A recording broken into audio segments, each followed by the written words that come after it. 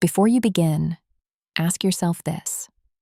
What would you do if the people who were supposed to support you suddenly acted like everything you built belonged to them? This isn't just a story about a house.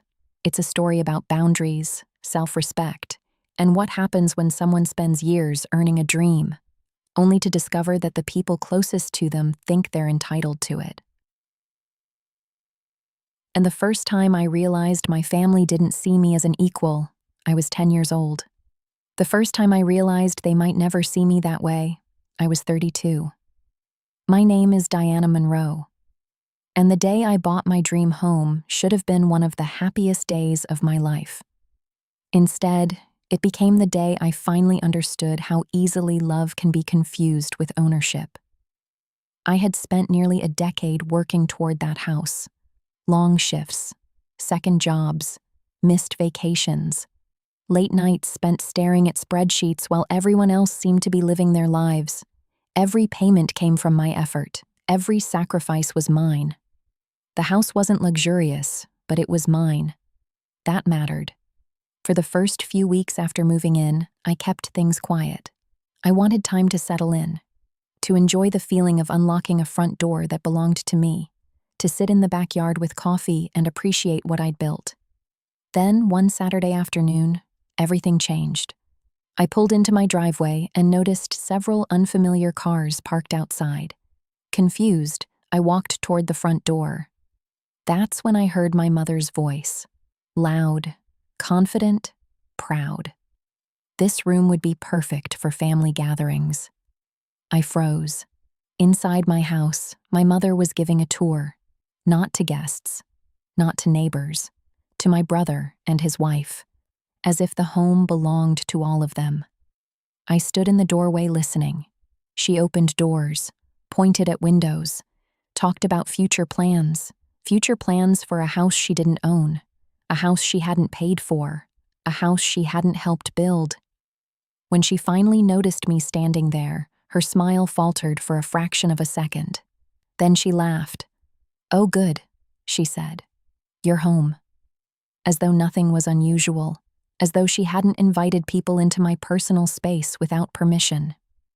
I smiled politely, said very little, waited for everyone to leave. Then I sat alone in my living room for a long time, not angry, not yet, just disappointed, because something had become painfully clear. My family didn't see my success as mine. They saw it as theirs. That night, I changed every lock, not out of spite, out of clarity. The next morning, my phone exploded. Calls, texts, voicemails, questions, complaints. My mother wanted to know why her key no longer worked. My brother demanded an explanation. His wife insisted I was overreacting. The strangest part wasn't their frustration, it was their certainty. They genuinely believed they deserved access, as though ownership was optional, as though boundaries were negotiable. I listened to every message. Then I saved them. Something told me this wasn't over. A few days later, the situation escalated.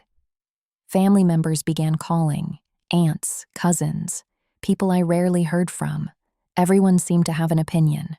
Most of them had only heard one version of the story. According to my mother, I had become selfish, ungrateful, distant. What she didn't mention was that every payment on the house came from my account. Every document carried my signature. Every responsibility belonged to me. Still, I remained silent. I wasn't interested in arguing. I trusted facts, and facts don't need to shout. Then my lawyer called. The conversation changed everything. "Diana," he said carefully, "your mother has attempted to file paperwork claiming financial interest in the property." I blinked. Surely there had been a misunderstanding. There wasn't. Someone was attempting to create the impression that they had contributed financially to my home. The claim had no foundation, but hearing it felt like a punch to the chest, because it wasn't about the paperwork.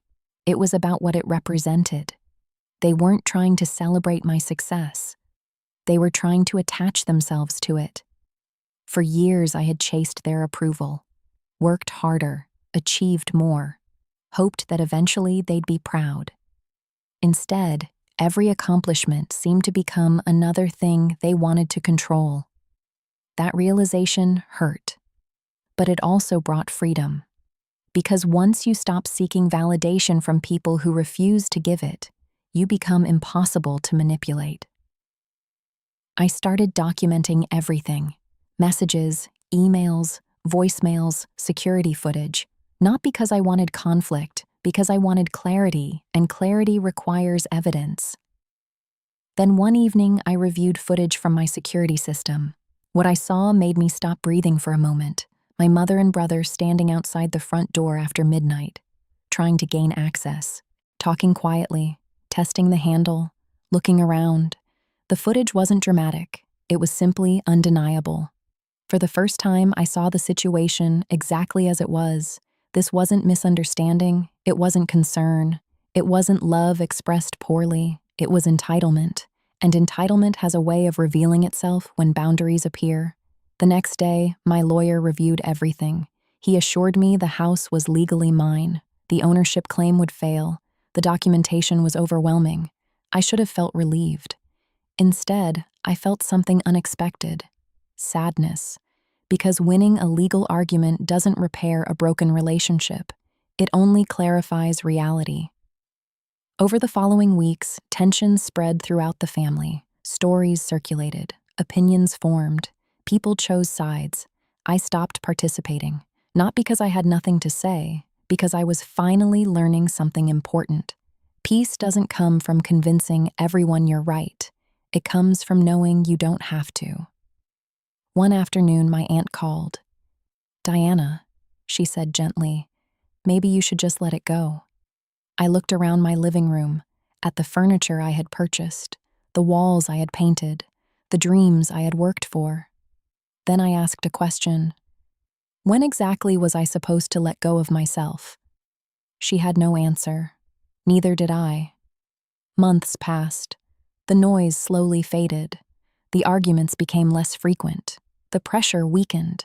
For the first time in years, I focused entirely on my own life.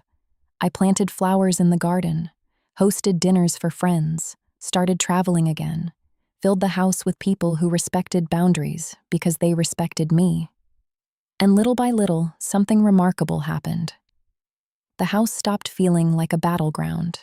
It started feeling like a home. One evening, nearly a year after everything began, I sat alone on the back patio watching the sunset. The same French doors my mother had proudly shown off to others opened behind me. But now the space felt different, calmer, safer, mine. I thought about everything that had happened: the arguments, the accusations, the disappointment, the years spent trying to earn acceptance. Then I realized something. The house had never been the real issue. The house was simply the moment I stopped giving away pieces of myself. For years, I had confused loyalty with self-sacrifice. I thought being a good daughter meant saying yes, keeping the peace, making everyone comfortable, even when it came at my expense. But healthy love doesn't require surrendering your identity. It doesn't demand access to everything you've built, and it certainly doesn't punish you for having boundaries. That realization changed my life, not because it fixed my family, because it fixed my relationship with myself. Some people think freedom arrives in dramatic moments, big speeches, grand confrontations, perfect endings. Mine arrived quietly. It arrived the first morning I woke up and realized I wasn't afraid of disappointing people anymore. It arrived when I stopped explaining my choices. It arrived when I understood that protecting something you've worked hard for isn't selfish, it's responsible. Today, when people visit my home, they often compliment the garden, the kitchen, the sunlight that fills the living room. But my favorite part isn't any of those things. It's the feeling, the peace, the certainty, the knowledge that every corner represents resilience. Every wall tells a story, and every room reminds me of a lesson it took years to learn. You don't need permission to protect what you've built. You don't need approval to set boundaries. And you don't have to surrender your achievements just because someone else feels entitled to them. The house gave me shelter, but the journey gave me something far more valuable: self-respect. And once you find that, nobody can claim ownership of it, not even family.